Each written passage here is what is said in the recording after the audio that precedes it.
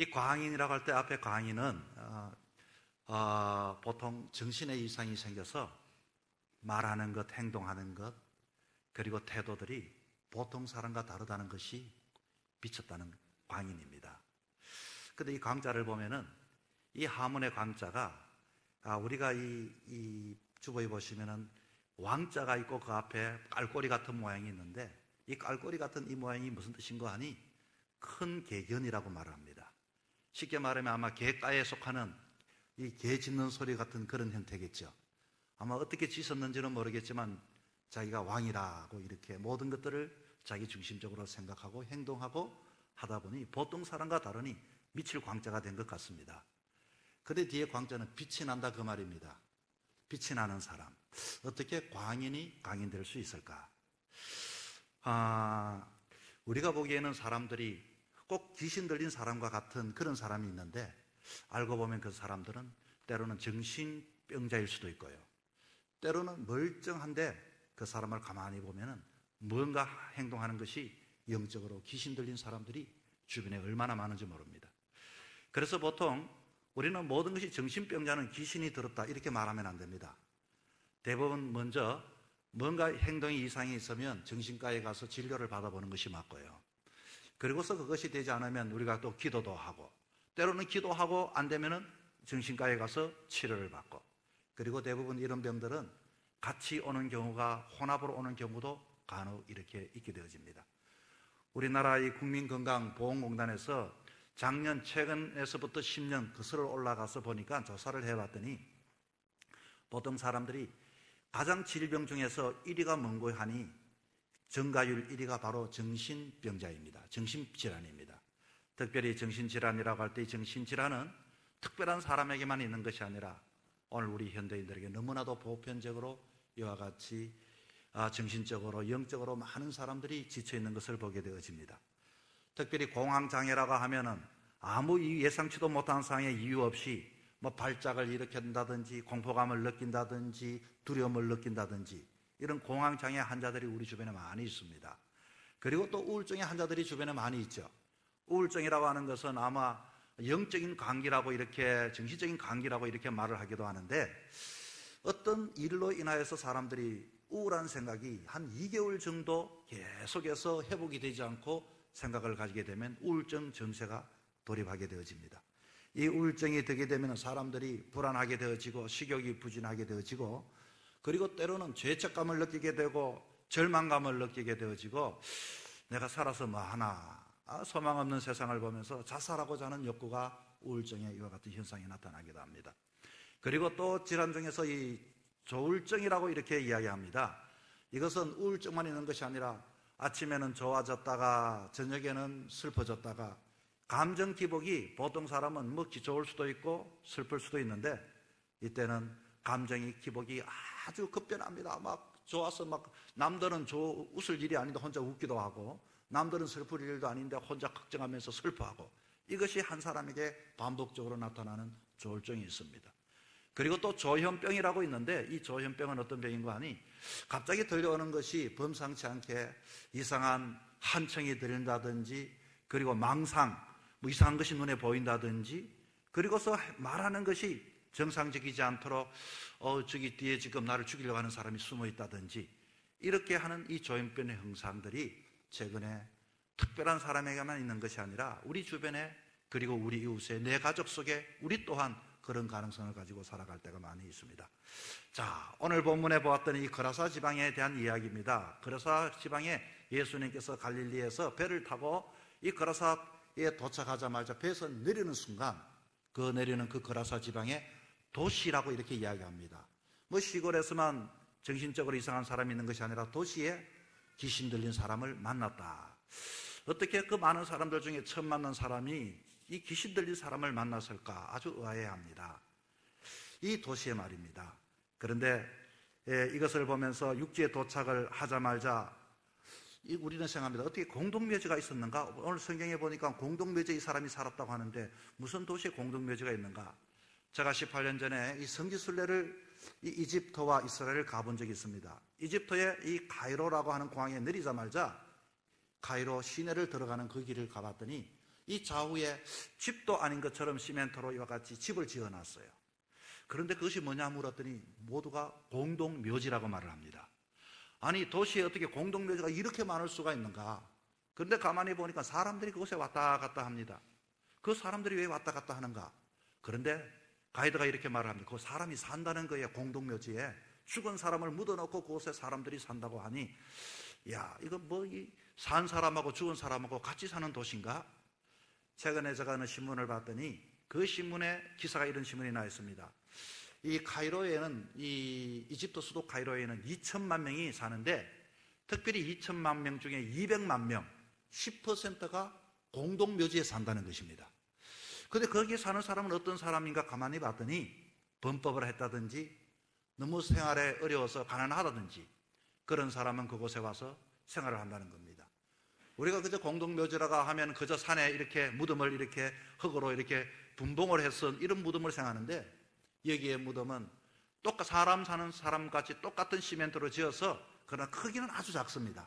그런데 그곳에서 하루에 노동자들이 그곳에 출퇴근하고 그곳에서 가족들이 학교에 등하교를 하고 그곳에서 산 사람과 죽은 사람이 한 200만 명이 한 도시에 산다고 하니 아마 이 거라사 지방을 아마 이렇게 짐작을 해볼 수 있을 듯합니다.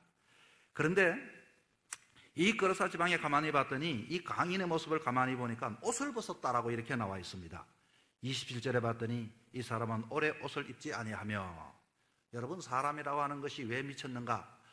옷을 입고 다녀야 할 장소에 옷을 벗고 있으니까 이거는 남과 좀 다르다는 것을 알 수가 있죠. 사람은 옷을 입어야 합니다. 예수 그리스도인들도 옷을 입어야 되는데 어떤 옷을 입어야 할까요? 세마포 옷을 입어야 합니다. 그런데 이 사람이 또 어디 살았는가? 무덤에서 살았다. 사람은 어디서 사실을 사는 것이 정상입니까? 집에 거해야 되는데 집에 거하지도 아니하고 무덤 사이에 거하는 자라. 여러분, 집이라고 하는 것은 정상적인 사람은 집에 가족과 함께 이렇게 살게 됩니다. 그곳에서 밥을 먹고 그곳에서 잠자리를 가지고 그리고 희망과 행복을 꿈꾸고, 그런데 이 시체는 무덤에서 머물러 있는 것이 시체입니다.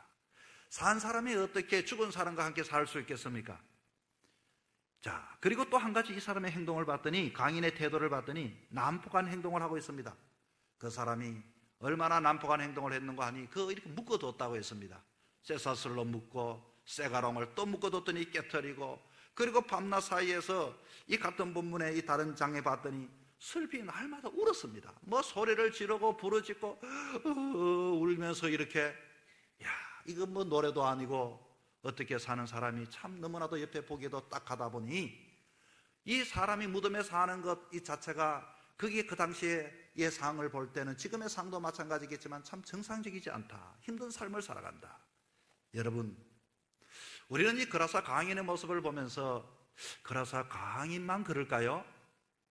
오늘 최첨단 현대인들의 모습은 어떨까요?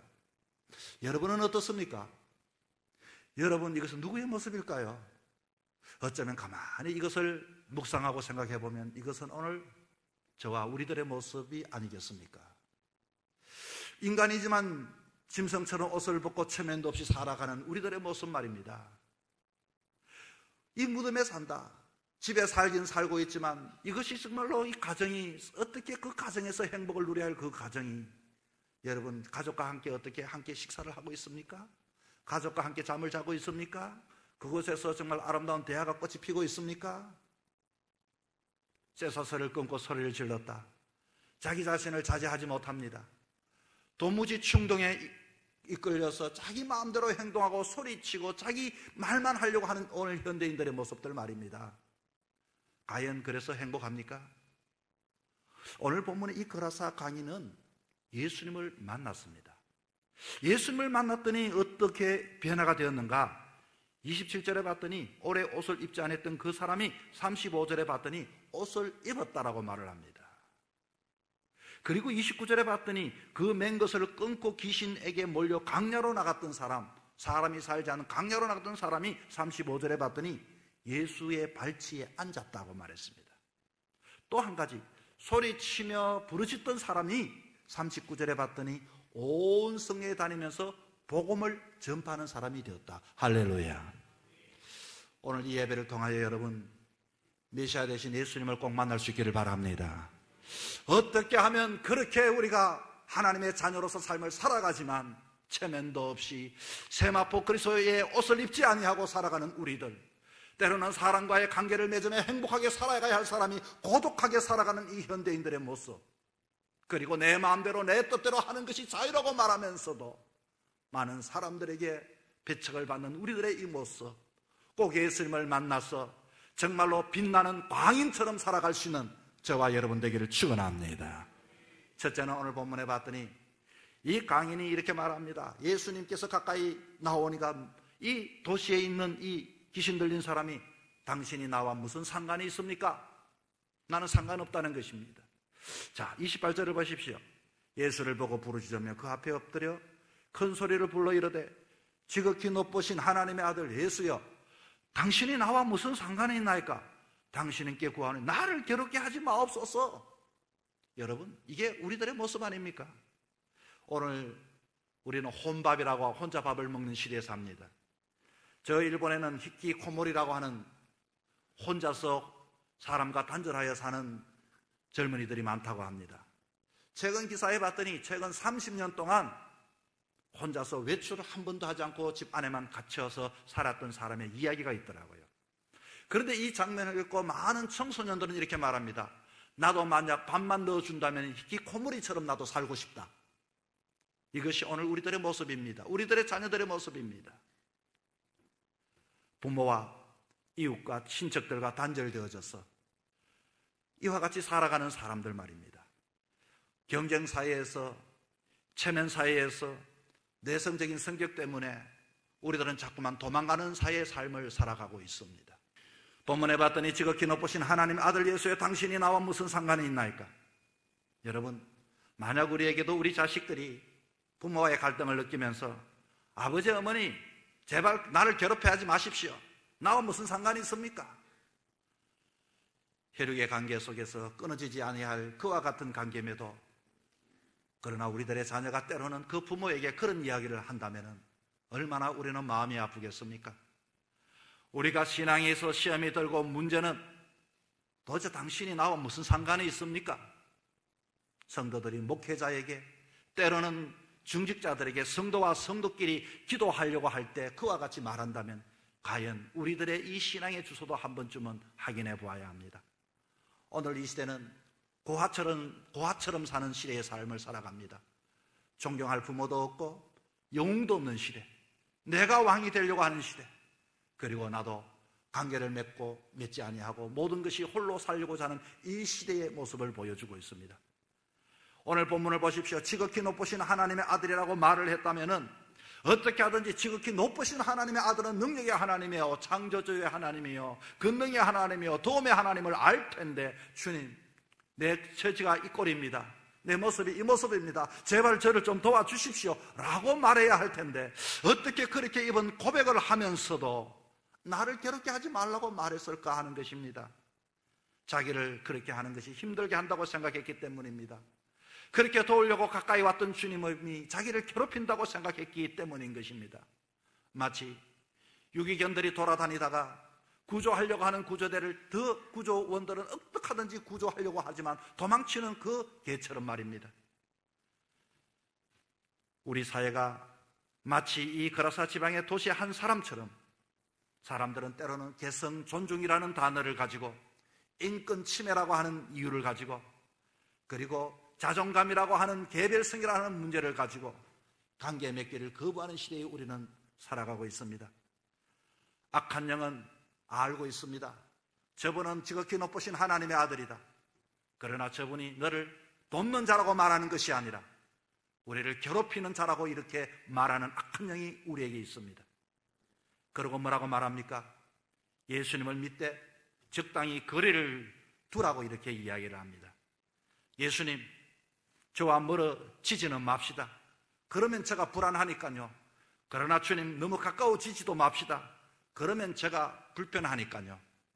여러분, 예수님과 멀어지면 내 영혼이 날마다 불안합니다. 그런데 가까이 하기에는 내가 불편합니다. 왜 그럴까요? 불안과 불편 사이에 있고 싶어하는 우리들의 내면을 고스란히 드러내고 있습니다. 그래서 예수님, 그러니까 응거주춤한 거리를 유지하며 적당히 신앙생활을 하는 현대인의 신앙의 그리스도인들이 얼마나 많은지 모릅니다. 오늘도 수많은 사람들이 자기가 신앙의 옷을 벗은 줄도 모르고 부끄러운 줄도 모르고 혼자서 쓸쓸하고 생각 없는 무덤 사이에 거닐면서 손발이 결박당한 채 분노와 원망하는 사람들이 주변에 얼마나 많은지 모릅니다. 여러분, 왜 사람들은 그렇게 적당히 거리를 두려고 할까요? 적당히 거리를 두는 이유는 제발 나에게 봉사하라고 하지 마십시오. 제발 나에게 헌금하라고 하지 마십시오. 제발 나에게 놓으라고 기도 시간 놓으라고 하지 마십시오. 적당히 예수를 믿고 싶다는 것입니다. 그러나 나는 예수를 떨어지면 또 불안합니다. 이것이 우리들의 질병입니다. 마태복음 26장 58절에 예수님의 수자 베드로는 예수님을 멀찍이 따라가다가 예수님을 3번이나 부인하게 되었습니다.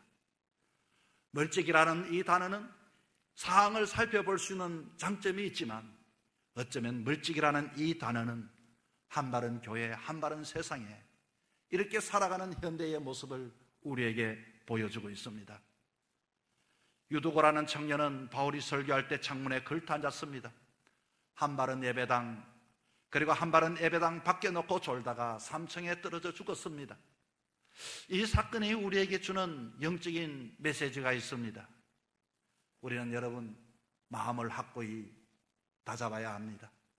예수 믿는 사람은 확실히 해석에 서지 말고 예수 안에 거하는 자가 되어야 하는 것입니다. 마음을 확고히 정하지 못한다면 세상과 교회, 욕망과 그리스도의 사이를 날마다 평생도록 그렇게 방황하다가 이것도 아니고 저것도 아닌 삶을 살아갈 수밖에 없기 때문인 것입니다. 창세기 32장에 봤더니 야곱이 약복강병에 천사와 씨름하는 장면이 나옵니다. 야곱이 예수님을, 하나님을 붙잡았습니다. 하나님이 제발 놓으라고 이렇게 말합니다. 축복하지 않으면 저는 놓을 수가 없습니다. 그랬더니 하나님이 야곱의 한도뼈를 쳤습니다. 부러졌습니다. 그래도 놓지 않았습니다. 축복을 해 주십시오. 축복을 해 주십시오. 말라기에 보면은 이 장면을 이렇게 말합니다. 하나님은 야곱을 사랑하고 에서는 미워하셨다. 가만히 생각해 봅니다. 왜 하나님은 야곱을 사랑했었을까? 하나님은 관계를 맺는 자, 주님을 찾는 자, 붙드는 자, 가까이 하는 자를 사랑하시고 축복을 해주시고 복을 주신다는 것입니다. 여러분, 무슨 일이 있어도 절대로 떨어지면 안 됩니다. 관계를 맺어야 합니다. 다짐하셔야 합니다. 그럴 때 여러분 빛나는 사람이 될 줄 믿으시기 바랍니다. 둘째는 예수님이 말합니다. 너 이름이 뭐냐? 30절입니다. 예수께서 너 이름이 무엇이냐 물으신 적이 이르되 군대라 하니 이는 많은 귀신이 들렸습니다. 예수님은 그 귀신 들린 자에게 묻습니다. 야, 그렇다면 너 이름이 뭐냐? 귀신 들린 자가 갑자기 뜬금없이 이름을 말할 때 군대입니다 이렇게 말했습니다. 여러분, 귀신 이름이 군대라니 좀 이상하지 않습니까? 뭐 귀신이 이렇게 대답하면 얼마나 좋겠습니까? 장가 못 가고 죽은 사람입니다. 뭐 아니면 시집 못 가고 죽은 처족합니다. 뭐 이렇게 말하면은 이 안에 지금 나쁜 것이 들어있구나 그럴듯한데 군대라고 이렇게 말을 합니다. 군대가 뭘까요, 여러분? 군대라고 대답하는 이유는 히라브로 군대는 레기온이라고 말합니다. 레기온이라고 하는 것은 로마 군인 6,000명을 군대라고 이렇게 표현합니다. 쉽게 말하면 하나도 아니고 그 안에는 여러 가지 6,000명의 아주 귀신 들린 자가 대답한 군대는 나의 이름은 6,000개나 되어서 내가 뭐라고 대답을 못합니다. 그 말인 것입니다. 어쩌면 카멜리온과 같은 그런 자신의 모습이라고 말할 수 있습니다. 오늘 현대인들은 정체감이 없습니다. 자기가 누군지도 모릅니다. 정신이 혼란스럽습니다. 도대체 나는 내가 여기인데 내 자신이 누군지 모르고 살아가는 우리들의 젊은이들을 바라보며 안타깝기 그지없습니다. 저 사람이 예수 믿는 사람인지 예수 안 믿는 사람인지, 저 사람이 지금 가정을 꾸려나가는 사람이 혼자 사는 사람인지, 저 사람이 학생인지 아니면 학교를 졸업한 사람인지, 직장에 다니는 사람인지 군인인지, 아니면 저 사람이 정말로 목회자인지 성도인지 전혀 저 사람을 보면서 알 수가 없습니다. 당신 정체가 뭐요? 이름이 뭐요? 군대입니다. 6,000가지나 된다 그 말입니다. 요한복음 4장에 보면은 예수님께서 수가성 우물가에 사마리아 여인에게 말합니다. 너 남편 데리고 오라. 그랬더니 그 여자가 뭐라고 대답했습니까? 저는 남편이 없습니다. 그런데 그 여자에게 남편이 없었습니까? 남편이 5이나 있었습니다. 너무나도 이 5명이나 되다 보니까 이 남편을 데려오는 거, 이것도 내 남편도 아니고 저것도 내 남편이고 그것도 내 남편도 아니다 그 말입니다. 아예 없다라고 말합니다. 5명이나 되었는데. 그래서 귀신들 들린 자도 이름이 너무 많아서, 내 이름이 너무 많아서 혼란스러워서 내가 누군지 모르니 나는 군대입니다라고 이렇게 대답을 했습니다. 오늘 현대 사람들은 이름을 잃어버린 사람들이 얼마나 많은지 모릅니다. 여러분의 이름은 뭡니까? 여러분은 누구십니까? 이 거라사의 귀신 들린 자, 이들과 우리들은 어쩌면 비슷하지 않습니까? 나는 하나님의 자녀임에도 불구하고 하나님의 자녀로 살아가지 못하고 그것을 말하지 못하고 나 예수 믿는 자야라고 말하지 못한다면 그것이 바로 광인이 아닐까요? 문제가 있을 때마다 자신의 정체를 숨기기에 딱 맞습니다. 만약 그 사람이 예수 믿는 것이 드러나기만 한다면 얼마나 부끄럽겠습니까? 그랬더니 예수 믿는 것도 이야기하지 않습니다. 이름이 없다라고 말을 합니다. 오로지 자기를 채우려는 욕망이 너무 많기 때문에 자기를 상실한 사람들, 쫓아가야 할 목표가 너무 많다 보니 자기가 누군지도 모릅니다. 이게 바로 그라사 귀신 들린 자의 혼란입니다. 이것이 바로 그라사 귀신 들린 자의 문제입니다. 그러나 여러분, 옛날에 우리나라가 독립할 때 나는 조선인이요, 나는 대한민국 사람이요, 오로지 그 자기 자신의 분명한 정체감을 가지고 깃발을 들고서 나라를 구하고 가정을 구하고 자기의 정체감을 드러내었던 사람들을 우리는 알고 있습니다. 최근에 우리나라에 아주 힘이 되었던 정체감을 드러낸 하나의 이야기가 있죠. 그것은 월드컵입니다. 모든 자들이 우리는 대한민국이라고 하는 그와 같은 마음에 자기의 정체감을 드러내면서 목표가 같고 한 뜻을 가진 모습을 드릴 때 누구든지 붉은 티를 보기만 한다면, 대한민국이라고 한다면 외국인하도 이와 같이 악수를 하면서 우리는 같은 생각을 가졌다, 우리는 가족이다, 너도 대한민국이다. 여러분 어떻습니까? 여러분의 이름은 무엇입니까? 누군가가 여러분에게 다가와서 당신의 이름이 뭐냐고 물으면 아무리 익명의 시대의 삶을 살아간다 할지라도 도시의 그라사 지방에 귀신 들린 이런 모습을 살면 안 됩니다. 그러면 외롭습니다. 그러면 사람 사는 것이 아닙니다. 가정의 행복을 누릴 수가 없습니다. 슬피 울 수밖에 없습니다. 날마다 분노하고 염려하고 근심한 인생의 삶을, 귀한 우리들의 인생을 그렇게 시간들을 보내서야 되겠습니까? 아무리 익명의 시대이라도 우리는 말해야 됩니다. 나는 그리스도인입니다. 나는 예수 그리스도의 피로 구원받은 하나님의 자녀입니다. 나는 푸른 숲교회의 성도입니다. 나는 목회자입니다. 아무리 욕을 해도, 아무리 예수 믿는 사람을 저들이 싫어하고 좋아하지 아니해도 나는 하나님의 자녀입니다. 나는 예수 믿는 사람입니다. 여러분, 강인은 옷을 입지 않았습니다. 이제 우리는 옷을 입읍시다. 예수 그리스도의 옷을 입읍시다. 강인은 혼자 광야의 무덤에서 살았습니다. 이제 우리는 혼자 사는 것이 아니라 힘들고 어릴 때마다 위대하신 하나님 아들 예수님을 만날 때마다, 존귀한 하나님을 만날 때마다 주님 도와주십시오, 주님 나와 함께 해주십시오, 관계를 맺어 삶을 살아가는 여러분 되기를 바랍니다. 혹이라도 여러분을 결박하고 여러분 광야에서 고독하게 사시는 분이 있다면 다시 한 번 더 주님 앞에 가까이 나와서 정말로 세상 사람들 앞에 예수님이 나를 고치셨습니다, 예수님께서 내 인생의 바른 길을 인도하셨습니다, 이와 같이 사람들에게 빛이 나는, 빛나는 하나님의 자녀로 살아갈 수 있는 저와 여러분 되기를 주의 이름으로 축원드립니다.